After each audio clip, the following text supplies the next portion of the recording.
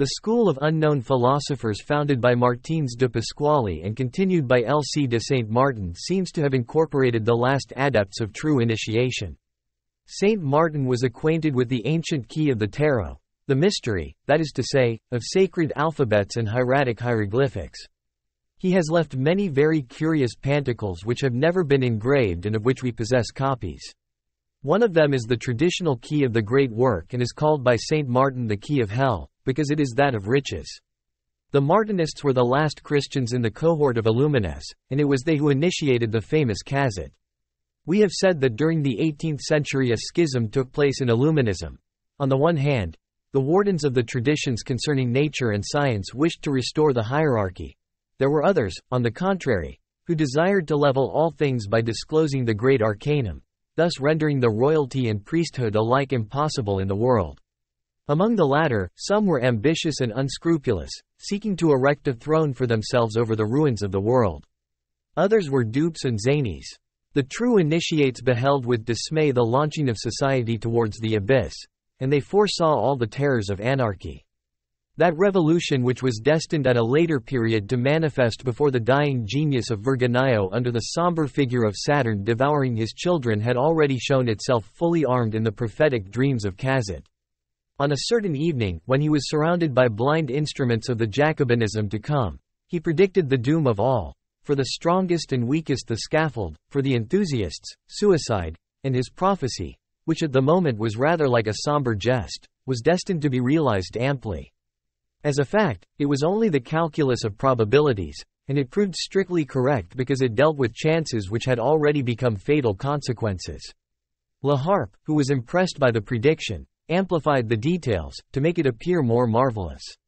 He mentioned, for example, the exact number of times that a certain guest of the moment would draw the razor across his throat. Poetic license of this kind may be forgiven to the tellers of unusual stories. Such adornments are of the substance of style and poetry rather than untruths. The gift of absolute liberty to men who are unequal by nature is an organization of social war. When those who should restrain the headlong instincts of the crowd are so mad as to unloose them, it does not need a great magician to foresee that they will be the first to be devoured, since animal lusts are bound to prey upon one another until the appearance of a bold and skillful huntsman who will end them by shot and snare. Cazotte foresaw merit, as merit in his turn foresaw reaction in a dictator.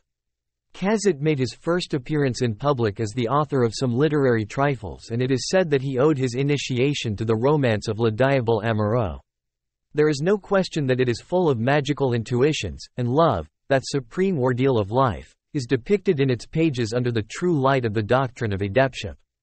Passion in a state of delirium and folly invincible for those who are slaves of imagination. Physical love is but death in the guise of allurement, seeking to renew its harvest by means of birth. The physical Venus is death, painted and habited like a courtesan. Cupid also is a destroyer, like his mother, for whom he recruits victims. When the courtesan is satiated, death unmasks and calls in turn for its prey. This is why the Church, which safeguards birth by sanctifying marriage, lays bare in their true colors the debaucheries which are mortal, by condemning without pity all the disorders of love.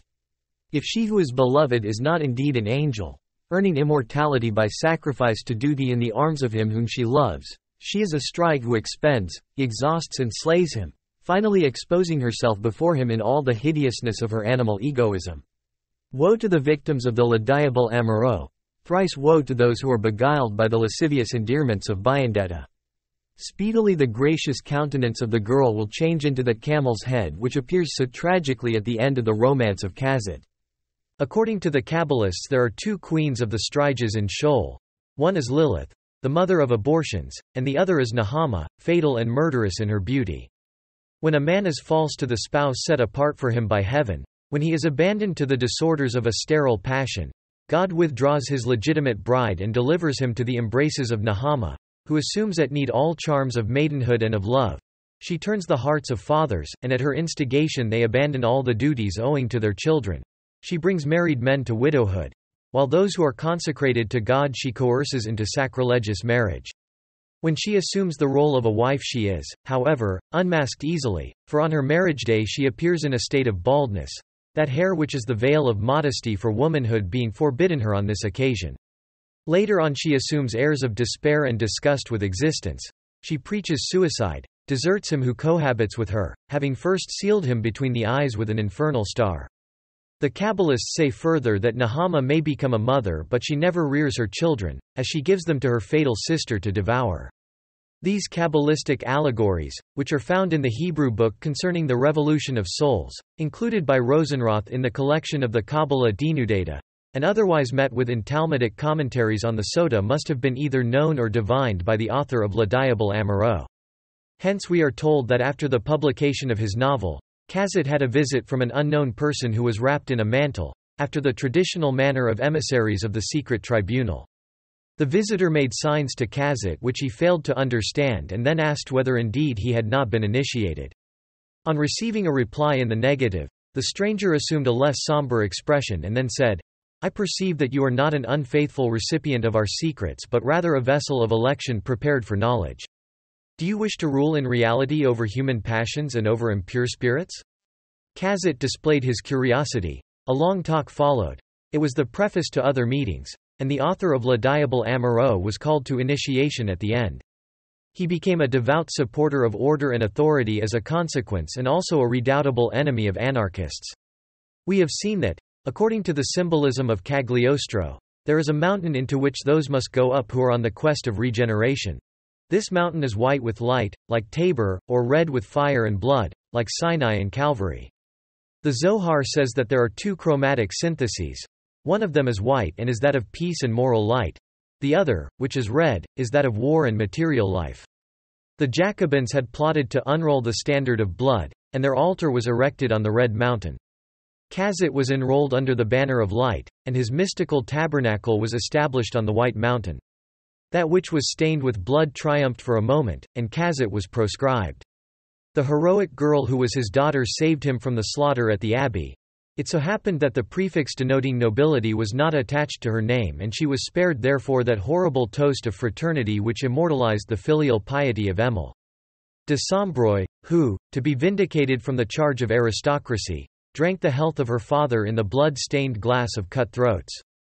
Cazotte was in a position to foretell his own death, because conscience compelled him to fight against anarchy even to the last. He obeyed it, was arrested for the second time and brought before the revolutionary tribunal as one condemned already. The president who pronounced his sentence added an allocution full of esteem and regret, pledging his victim to be worthy of himself unto the end and to die nobly as he had lived. Even in episodes of the tribunal, the revolution was a civil war and the brethren exchanged salutations as they condemned one another to death. The explanation is that there was the sincerity of conviction on both sides and both were entitled to respect. Whosoever dies for that which he thinks to be true is a hero even in his deception, and the anarchists of the ensanguined mountain were not only intrepid when dispatching others to the scaffold, but ascended it themselves without blanching. Let God and posterity be their judges.